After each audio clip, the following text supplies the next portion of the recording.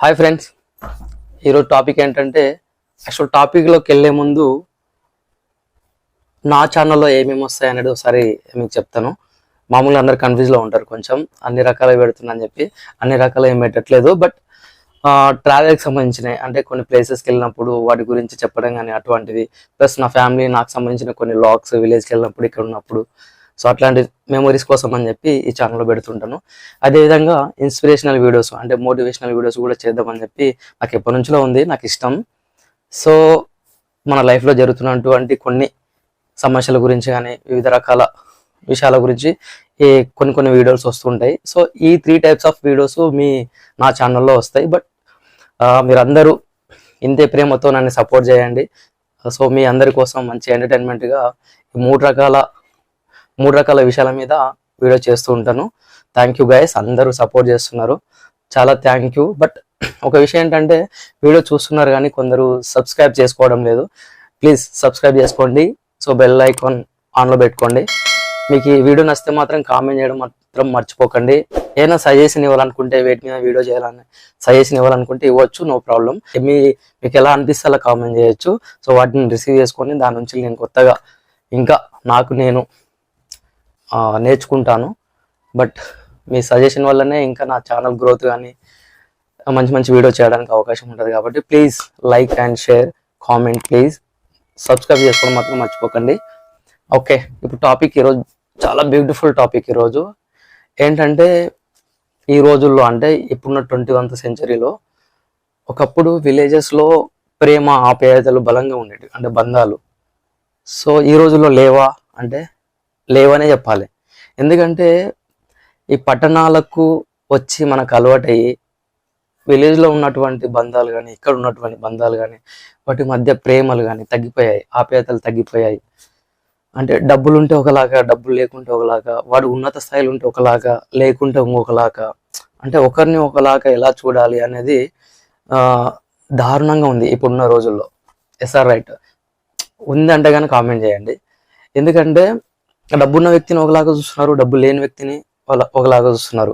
ఈ రోజుల్లో డబ్బు అనేది ప్రపంచాన్ని శాసిస్తుంది.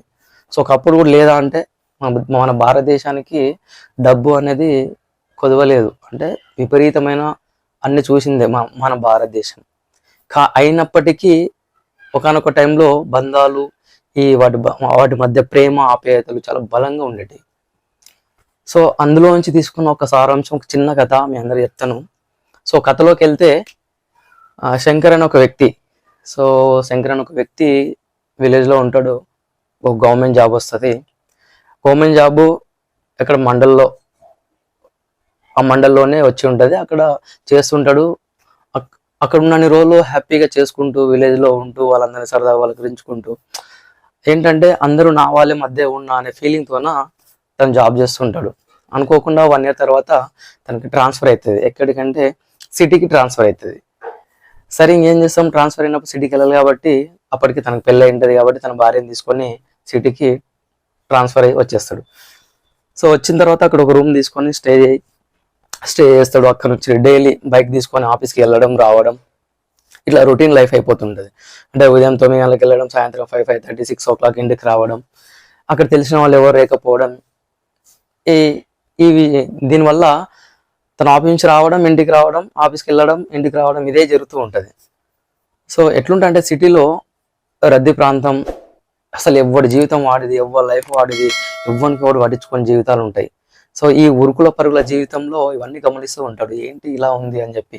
సో డైలీ జాబ్కి వెళ్తుంటాడు, వస్తుంటాడు. బట్ ఆయనకు తెలియని వెళ్తే ఏదో ఒకటి మిస్ అవుతుంటాడు. అరే సంథింగ్ ఈజ్ మిస్సింగ్ అన్నట్టు, ఏదో మిస్ అయిపోతున్నా అనే ఫీలింగ్ ఉంటుంది. అయినా కూడా ఏం చేస్తాం, ఇక ఎవరి జీవితం వారిది ఉరుకుల పరుగుల జీవితంలో కాబట్టి అలా నెమ్మదిగా నెట్టుకొస్తూ ఉంటాడు.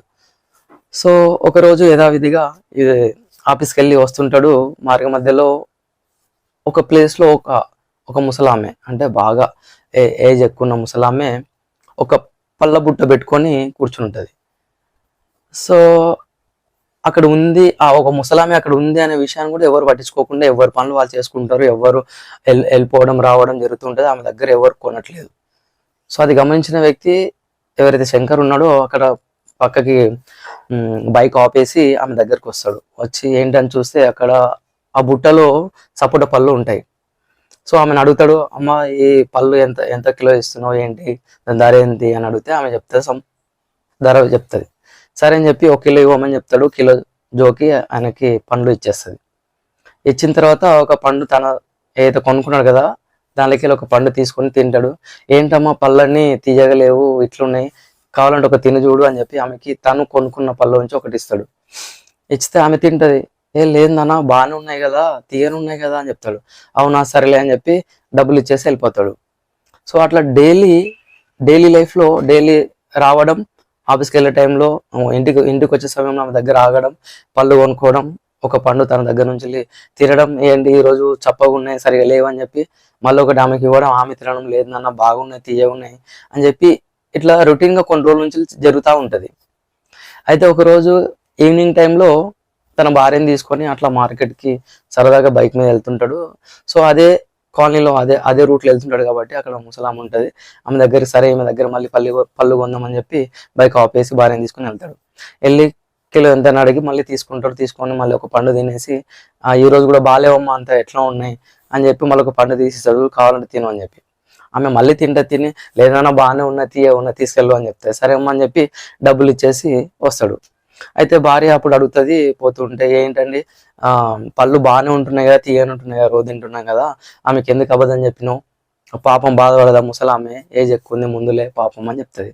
అసలు పిచ్చిదానా, నేను ప్రతిరోజు పళ్ళు కొనుక్కొస్తున్నా కదా అంటే నవ్వి చెప్తాడు తన భార్యకి, ప్రతిరోజు పళ్ళు కొనుక్కొస్తున్నా కదా, పొద్దు నుంచి సాయంత్రం దాకా కూర్చుంటది, కానీ ఆ ముసలామె ఆ బుట్టలకి వెళ్ళి ఒక్క పండు కూడా తీసి తినదు తన పాపం. సో నేను డైరెక్ట్ కొనుక్కున్న పళ్ళు ఇచ్చేస్తే మళ్ళీ ఏ విధంగా ఫీల్ అవుతుంది అని చెప్పి నేను తిన్న తర్వాత బాగాలేవని చెప్పి ఒక పండు ఇస్తే ఆమె తింటుంది, ఆ విధంగా ఒక పండు తింటది అని చెప్పి ఆమె ప్రేమతో నేను ఇస్తున్నా అని చెప్తాడు. అప్పుడు భార్య అని అర్థం చేసుకొని సో ఇది కదా ప్రేమ అనుకుంటది.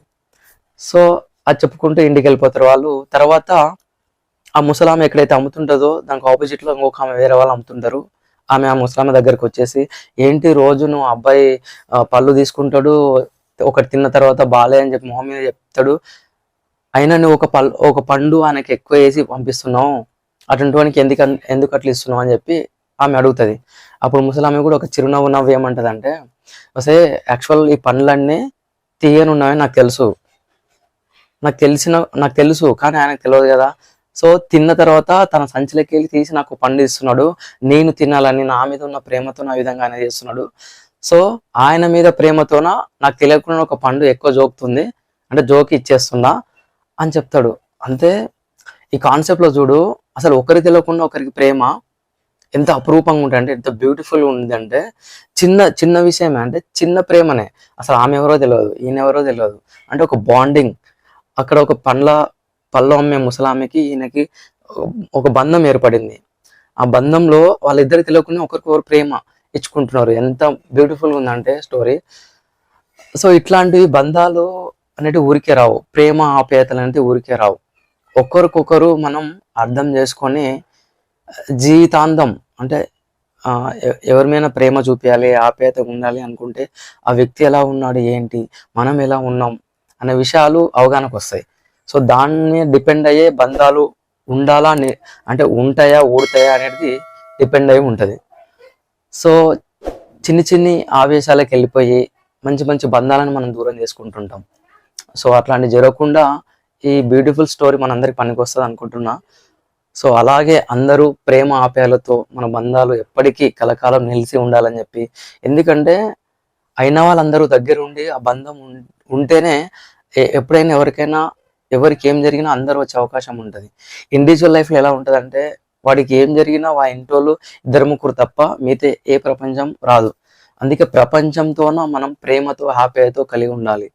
సో వాళ్ళను అంటే కొందరు మారని వ్యక్తులను కూడా ప్రేమ ఆప్యాయాలతో మార్చే విధంగా మనం ప్రయత్నం చేయాలి. అంటే మనకు ఎప్పుడు మనం ఒక పాజిటివ్ వైబ్రేషన్లో ప్రతి వ్యక్తిని ఒక పాజిటివ్గా చూస్తే మాత్రం దాంట్లో ప్రేమ ఆప్యాయత మంచి స్ట్రాంగ్ రిలేషన్షిప్ ఏర్పడుతుంది. సో దానికోసం మనం ఏం చేస్తాం అనేది ఇంపార్టెంట్. సో ఇప్పటి నుంచి మన పేరెంట్స్ని కానీ మన ఫ్రెండ్స్ని కానీ మన రిలేషన్స్లో ఎవరున్నా వాళ్ళు ఎన్ని మిస్టేక్స్ చేసినా అంటే మిస్టేక్ చేస్తారు అని చెప్పి అనుకోవడం కాదు, వారిని ఒక సరైన దారిలో పెట్టడానికి కూడా ప్రయత్నం చేయొచ్చు. సో ఇట్లాంటి బంధాలందరినీ మనం కాపాడుకుంటూ ప్రేమ ఆప్యాయతను పంచుదాం. Thank you.